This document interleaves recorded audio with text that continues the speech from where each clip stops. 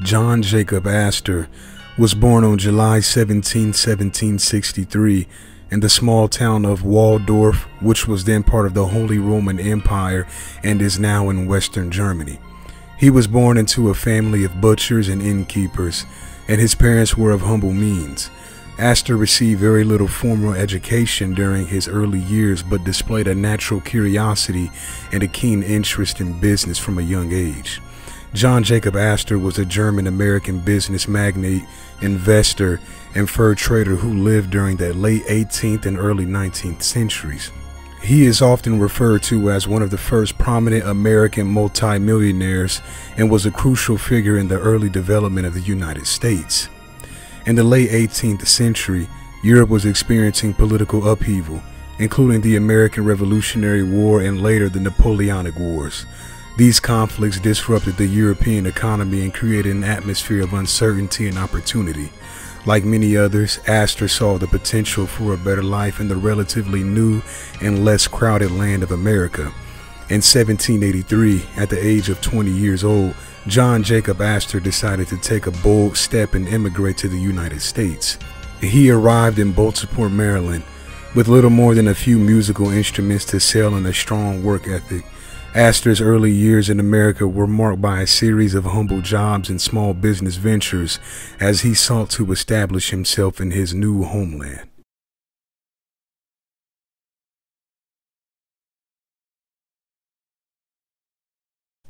John Jacob Astor was born in Waldorf, Duchy of Baden, Germany, from a Jewish bloodline. The Jewish origins have been hidden, and quite many various ideas of the Astors' heritage have been put into circulation by the Astors. John Jacob Astor was a butcher in Waldorf. In 1784, he came to America after a stopover in London, England. Although the story is that he came to America penniless, and that may be true, he soon joined the Masonic Lodge and within 2 to 3 years had become the master of the Holland Lodge, number 8 in New York City. This Holland Lodge is a prominent lodge in that many of its members have good connections to the Illuminati elite. An example of just one Lodge number 8 member is Archibald Russell from 1811 to 1871, whose father was president of a real hotbed of Illuminati action for many years, the Royal Society of Edinburgh. By 1788, Astor was a master of Masonic Lodge number 8. This is rather interesting considering Astor could not speak English when he arrived in America and supposedly was very poor. John Jacob Astor was always very famous for being cold-hearted, antisocial, and, quote, a man who didn't have charm, wit, or grace. This quote comes even from a relative of the DuPont family who wrote a sympathetic biography entitled The Astor Family. If this man lacked social graces and was so cold and was so poor during his first years in the United States, why did he rise to such prominence in Freemasonry? Certainly not because of his social graces. For instance, one time later in life at a meal given for elites, when his hands got dirty at the table, he reached over and used the shirt of the man beside him to wipe his hands. The original financial break came by carrying out a series of shady and crooked real estate deals in this New York City area. The next break came when 2 men who are now known to have been in the Illuminati gave John Jacob Astor a special government privilege. The 2 men were President Jefferson and Secretary Gallatin, who were both alleged Illuminati members. The United States government had placed an embargo on all U.S. ships from sailing with goods in 1807, but Astor got special permission from these 2 men for his ship to sail with its cargo. His ship sailed and made close to $200,000 profit in that day's money. Astor strangely profited greatly from the War of 1812, which crippled almost all the other American shippers. Astor also worked together with George Clinton, who was another alleged member of the Illuminati, on land deals. Even at that period in history, British intelligence worked for the Committee of 313 top families. It is interesting then that John Coleman, who had access as an intelligence agent to secret documents, discovered that the original John Jacob Astor was also a British secret agent. The 13 families have very intimate roles within the American and British intelligence cults.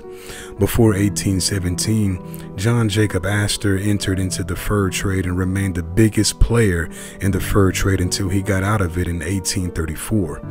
Over the years, he had managed to build up a monopoly. How he managed to push everyone else out is a good question. Bear in mind, white people have been trapping furs in the New World for several centuries, and the Indians for who knows how long. Then this guy Astor comes along and in a few years owns the whole industry. Again, this could only have happened because of the occult power of this Astor family that gave them the right. Others in the Committee of 300 had to step aside. If his position in the hierarchy had not given Astor the right, believe me, the other families that originally controlled the fur trade would have gotten rid of Astor. Today, perhaps in honor of the family that originally took interest in it, Astoria is a real hotbed for the secret satanic covens in Oregon, which was a company created and owned by Astor. John Jacob Astor did have a few helpful connections. 3 of his relatives were captains on clipper ships. He had connections in London to the Backhouse family. He married a Todd, a family frequently associated with Satanism. His wife, a Todd, was also connected to the influential Brevoort family. And finally, for some reason, John Jacob Astor was also in good relations with the politicians of the day, perhaps because most of them were Freemasons as well.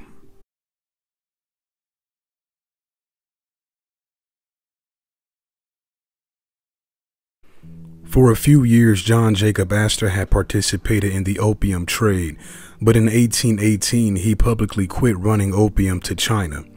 John Coleman, in his good book, The Conspirators' Hierarchy, The Story of the Committee of 300, page 131, notes, quote, John Jacob Astor made a huge fortune out of the China opium trade.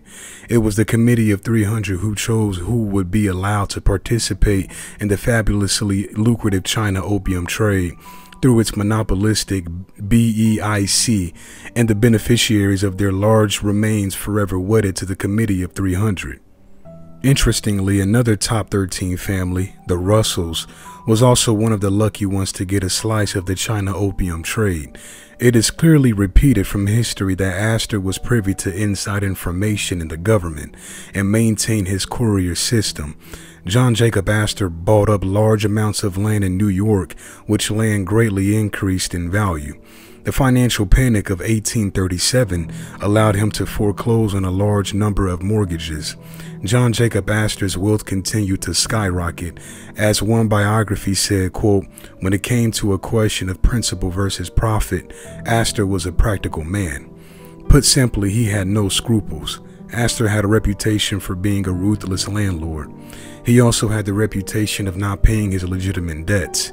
Astor became a banker and sat on the board of 5 directors of the new national bank that Hamilton created for the United States government called the Bank of the United States.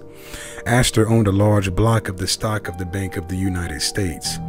Astor also was fairly active during his life as a Freemason, holding several more key positions in the secret lodge life. John Jacob was the richest man in the United States. Note this reference, Myers, Gustavus, A History of the Great American Fortunes, London Stationers, Hall 1908, page 147 said, quote, statistics issued in 1844 of manufacturers in the United States showed a total gross amount of $307,196,844 invested. Astor's wealth then was 1/15 of the whole amount invested throughout the territory of the United States. Is having 1/15 of all of what American money is invested not rich? John Jacob Astor's descendants had a penchant for secrecy and set up things to rule from behind the scenes. In contrast to some of the other top families, the Astors preferred not to sit on boards of corporations they controlled. In 1890, a real estate expert calculated the Astors owned 1/20th of New York City real estate.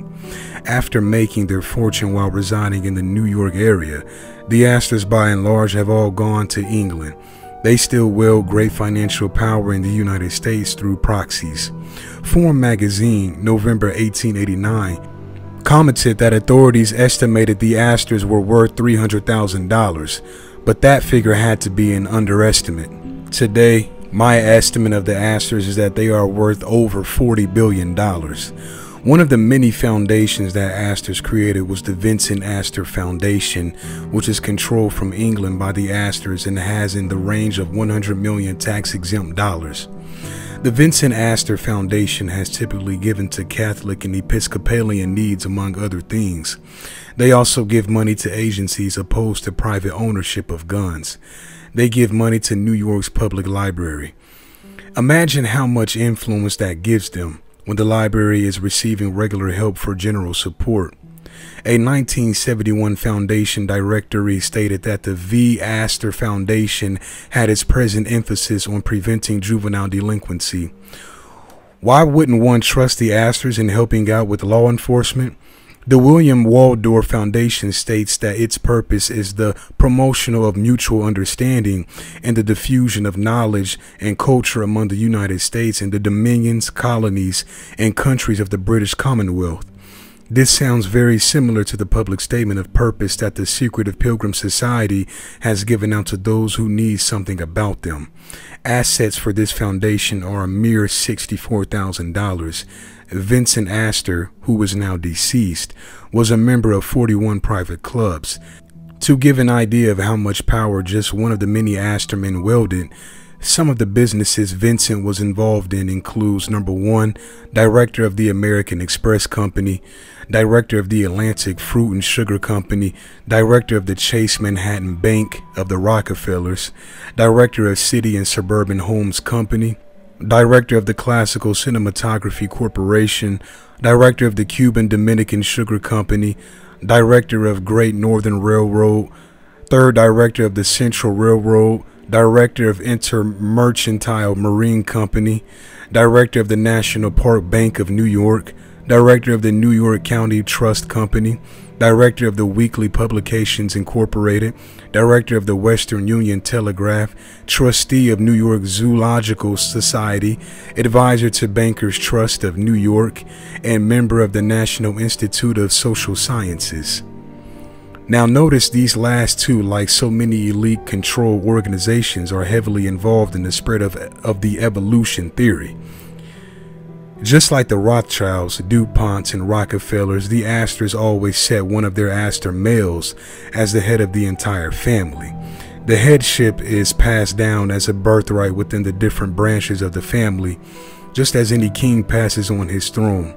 On the corner of 33rd Street and 5th Avenue, the site later became the site of the Empire State Building. The original Waldorf Astoria Hotel was built by William Waldorf. The hotel opened in March 1893. It is described as the ultimate in snob appeal. Later, two Astor cousins built the Astoria, another even taller elite hotel in New York, which opened in 1897. Of course, like many of the other elite families, the Astors had the main property to get away and relax. In 1894, John Jacob wrote a novel, A Journey in Other Worlds, where he describes a society that operates on the idea of conserving energy. Strange how the elite likes to promote conservation among us cattle. In the late 1800s, the Illuminati began to reconfigure its outward face. The higher levels started creating innocent-sounding cover organizations to hide their meetings. In 1901, the Astors contributed toward the creation of the Pilgrim Society, which was the cover organization for America and British sixth-degree princes of Illuminati. I believe at least 5 Astors are now members of the Pilgrim Society. The Pilgrims had recently included David Astor, John Jacob Astor the Eighth, and William Waldorf Astor III. During the 1970s, Baron Astor of Hever was the president of the London branch of the Pilgrims. This implies that Astor of Hever was at least the next level in the chain of command. The Astors also have been very prominent in the group, which is Britain's equivalent to the Skull and Bones Society. In Britain, the Astor, along with about 20 other families, dominate the group, just as certain families like the Whitneys in the United States help dominate the Order of Skull and Bones. Again, as was earlier pointed out, The key to understanding Satanism is the bloodlines. In 1910, the muscle and bone branches of the Illuminati reconfigured themselves with the creation of the Round Table groups in 1910. The Astors were part of the financial backers behind the Round Table groups, along with Abe Bailey. Rhodes and Milner were key players in setting up the Society of the Elect, a super secret top circle of the Illuminati. Rhodes' trust, in part helped by the Astor, helps finance the Rhodes scholarship system. Rhodes, a high-ranking Freemason, wanted the Masonic claptrap as part of these various new groups, but Milner and Brett did away with the Masonic rituals and costumes. In 1919, the Royal Institute of International Affairs, otherwise known as the RIIA, was created, and the Astors were the major financial backers of the RIIA, which functions as a 4-degree cover of the Illuminati. For those who are new to this, the RIIA is the British equivalent to the Council of Foreign Relations, which takes a major role in the policy-making process in the United States. Waldorf Astoria was appointed to the RIIA. Just above the CFR/RIIA are roundtables, which were initially named by Cecil Rhodes as the Association of Helpers. Cecil Rhodes set up the Rhodes Scholarships to recruit and bring top men from several nations to Oxford to be initiated into the Illuminati and to learn about how to bring in a one-world government. So the initial selection into the Rhodes program degree of Illuminati is equivalent to the initiation into the Skull and Bones. Rhodes scholars frequently went to a place called the Cleveton Estate. By looking at the genealogy chart, you can see how the family in London broke up into two powerful segments. One part centered around the Cleveton Estate. Another group became Baron Astors of Hever, or the Hever Astors for short. William Waldorf Astor owned the Pall Mall Gazette, the Observer, and the Pall Mall magazine. The London Times was largely controlled by the Astors, and since 1922 they have owned this major source of British news. The DuPonts and the Rockefellers also have some major businesses where they too own blatant large holdings. However, most of the wealth of the 13 top families is hidden so that the ties to who owns it are difficult to track. Hoyt Amidon has been a proxy for Vincent Astor and the other Astors. The Astor family also used Owen Lattimore as their proxy for the opium trade, who in turn used Laura Spelman, who was funded by the Institute for Pacific Relations, otherwise known as the IPR. The IPR was the group that supervised the Illuminati's decision to allow Red China to share in the opium trade. The puppet strings behind big world events may not be seen by the public, but if we trace the origins of several big events, we see the Astors helping pull strings. The IPR helped lay the groundwork for the Pearl Harbor attack. The Astors also were behind the appeasement policy in Europe, which allowed Hitler to become a threat. The Astors were also involved in the temperance movement against alcoholic drinks, which was begun by the Women's Christian Temperance Union. The temperance movement was elite created just like today. We have many big issues and a lot of distractions created by them to keep us busy. Joseph Kennedy and Onassis, two other top alleged 13 Illuminati families, got rich off of the temperance movement by bootlegging. So many people have exposed the temperance movement that it is not pertinent to cover it here. Today's equivalent of the temperance movement is the drug war, or at least it used to be. Colonel Jack Astor, one of the world's most powerful men, was among those who went down with the Titanic. To his honor, he didn't have to sacrifice his life, but did. If he had been a scoundrel, he could have chased a woman and her children from some lifeboat. Many sermons have been preached on the significance of the Titanic. Many servants of Jesus Christ believe that God had laid it in the hearts of his ministers to witness, study, and understand that the Titanic was a judgment upon the pride of this world. More specifically, it was a warning to the New World Order's elite. Another alleged Illuminati invention was communism. Now, this has been so thoroughly documented, I don't really know why I have to state it here, except that there are still people who haven't taken the time to actually study this and do their own research. James Billington II's book, Fire in the Minds of Men, a very scholarly work, and occult theocracy are some good starting points to study this. The Fabian Society was also connected to the alleged Illuminati group.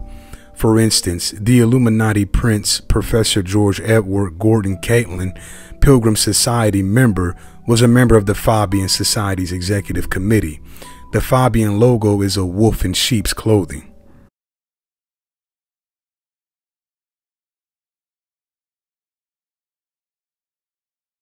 Fabians like H.G. Wells, who wrote so eloquently on the New World Order with such books as The New World Order, A Modern Utopia, The Open Conspiracy Blueprints for a World Revolution, was a wolf in sheep's clothing. H.G. Wells made the New World Order something that sounded advantageous to everyone, a utopia of sorts. That is not what it will be. During the 1930s, the Fabian Socialists created the Political and Economic Planning Group, otherwise known as the PEP. Mason Viscount Waldorf Astoria was a leader of the PEP, a confidential program that the PEP created and implemented through the British government, was later described in the book Principles of Economic Planning in 1935. The book doesn't explain why its cover has an ostentatious Masonic square and compass displayed on its cover. George Bernard Shaw, who was a communist and Fabian socialist, was the best friend of Lady Nancy Astor, who became the first woman member of Parliament. These two spent vast amounts of time together, much more than Nancy did with her husband, Waldorf, who she didn't care to be around. Waldorf was the Mason that was mentioned earlier who helped lead the PEP. After Nancy Astor was elected, or some would say selected by the elite, to be the First Lady MP, one of the Russell ladies soon afterwards also becomes an MP. Communism pretends it is the enemy of the rich capitalists, but both the rich elite and the communist leaders are committed to wiping out Christianity, wiping out free trade with monopolies, and setting up an alleged one world government. Do you see they have similar goals? A picture is included of Waldorf and Nancy Astor's visit to Russia during the 1930s. The Astors were not treated like enemies but like royalty. Can we see how the elite-controlled press has deceived us? Do not trust our Illuminati-controlled elite to protect us from communism. They control communism. Besides socialism, Nancy Astor was a big supporter of Christian Science. Christian Science was a front for witchcraft from its very beginning. For more information on what Christian Science is about, I suggest people study Be Wise as Serpents, Chapter 2. It's called The Healing Light. Nancy Astor wrote The Natural History of the Vampire, a book on the early Mason/communist Backhouse. She used Grenfell family papers. The Grenfell family were close friends to the Cleveland Astors. David Astor attended Bilderberg meetings in 1957 and 1966. Alpha Lodge is a lodge in England that is traditionally for royalty. There are other elite lodges too, where those of the elite can protect themselves from rubbing shoulders with those of less social stature. These are the type of Masonic lodges that the Astors join. In summary, an examination of the Astor family reveals their close connections with the full spectrum of Illuminati activities, ranging from Freemasonry, the Illuminati itself, the Pilgrim Society, the Round Tables, communism, Fabian socialism, the CFR, and the RIIA. Ava Alice Muriel Astor was an occultist. She was born in 1902 and was pretty, but also a very serious woman. Some even said a very evil woman. She was a very strong-willed person who was able to dominate a person in her presence unless they were also strong-willed. She was into Egyptian magic and believed she was the reincarnation of an Egyptian princess and a disciple of the now deceased Egyptian pharaoh Akhenaten. Alice Astor may have been one of the first people to enter into King Tut's tomb, where she got herself a necklace. Aldous Huxley wrote Brave New World as a picture of things that were to come. Most people think as an expose, but it was more as a plan or blueprint. Aldous Huxley and Alice did a great deal of occult things together. Their financial power is unchecked. Myers and others have noted the Astors are above the law. The top 13 families don't obey the law. They are the law. The Astors may have Illuminati kings and princes in their ranks, and they may have dozens of billions of assets, yet it means nothing if Satan ever decides to pluck away from them what it is he's given to them. Not to mention earthly possessions mean nothing in the eyes of God. This is why many of you must understand that although I don't desire for any of you to waste your life, every possession you may acquire on earth is essentially meaningless because it is temporary. None of what mankind possesses has eternal value. Nothing at all.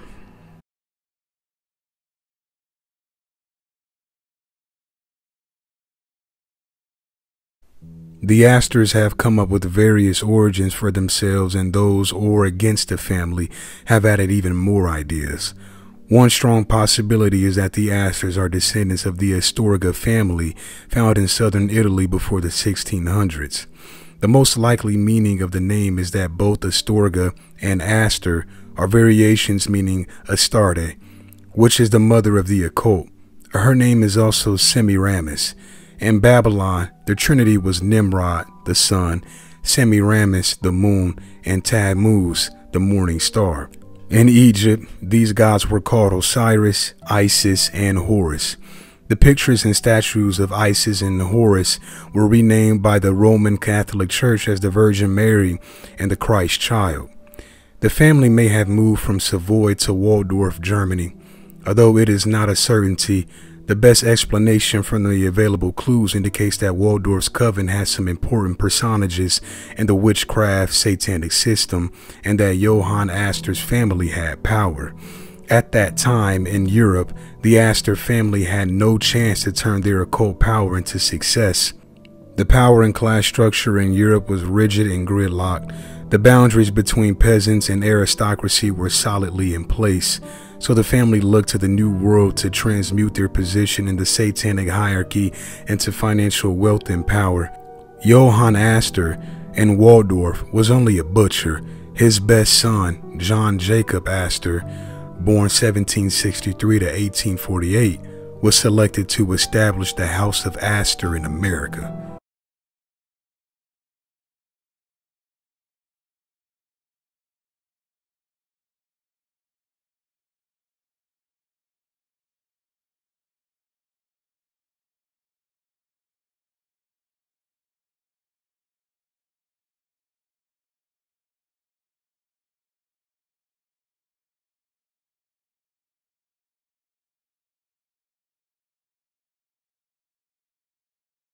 The portrayal of the Astor family in historical accounts often bears the imprint of distortion, shaped by writers and historians who may have conveyed information in alignment with the Astors' desired public image.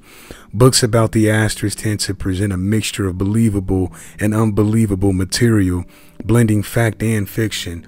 While some facts about the family might forever remain obscure, this has not deterred diligent efforts to construct the most accurate picture possible. The Astors have not made the task of investigating their history easy. They have maintained an aura of secrecy and employed deceptive tactics since their arrival in the United States. John Jacob Astor, the first prominent figure in the family, had a reputation as a notorious fabricator of stories. He was known to invent romantic tales, especially when confronted with persistent inquiries. Those who were intimately acquainted with him were neither inclined to outright dismiss all legends about his exploits, nor to accept them uncritically. They suspected that the truth lay somewhere between these extremes. John Jacob Astor's son took steps to ensure that his father's falsehoods remain unchallenged by destroying all of his personal records, business documents, and other papers, further complicating efforts to uncover the unadulterated truth about the family's history.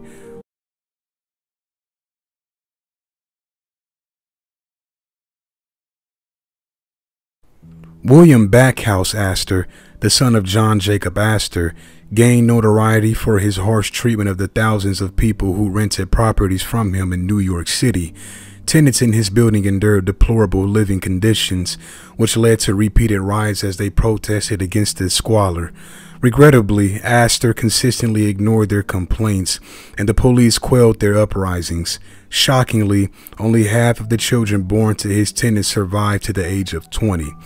The Astor family was deeply intertwined with the Tammany organization, a notoriously corrupt political machine in New York City. William B. Astor supported the corrupt administration of the infamous mayor Fernando Wood during a time when the government was riddled with corruption. When Wood's wrongdoing came to light, Astor's involvement was conveniently overlooked, underscoring the immense power wielded by the Astor family. John Jacob Astor III, the son of William Backhouse Astor, continued the family's legacy of arrogance, cruelty, and corruption. He established what you would call sweatshops that exploited the impoverished masses living in his New York tenements, further exacerbating their plight. He also aligned himself with corrupt politicians, including the infamous boss Tweed, who controlled New York City's political landscape. The Tweed Ring, led by Tweed, embezzled millions of dollars from the city of New York, costing taxpayers dearly. Remarkably, despite his involvement in these nefarious activities, John Jacob Astor III managed to evade significant scrutiny from the press and legal authorities, while Tweed was ultimately sentenced to life in prison. This exemplifies the considerable power and influence wielded by the Astor family during that era.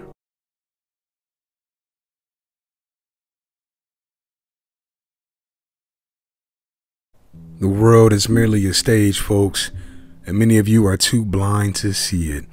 Many of you are too dismissive to care.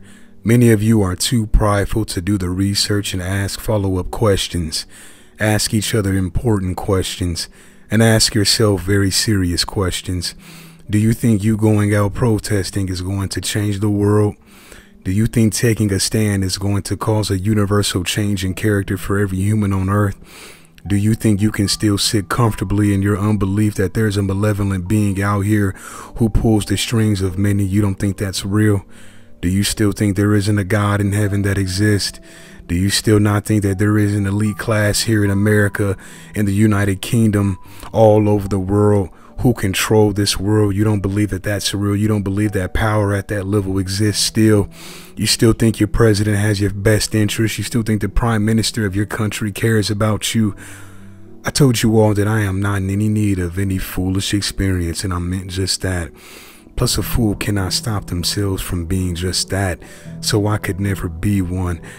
There are more families, more groups, more individuals in this world like the Astor family.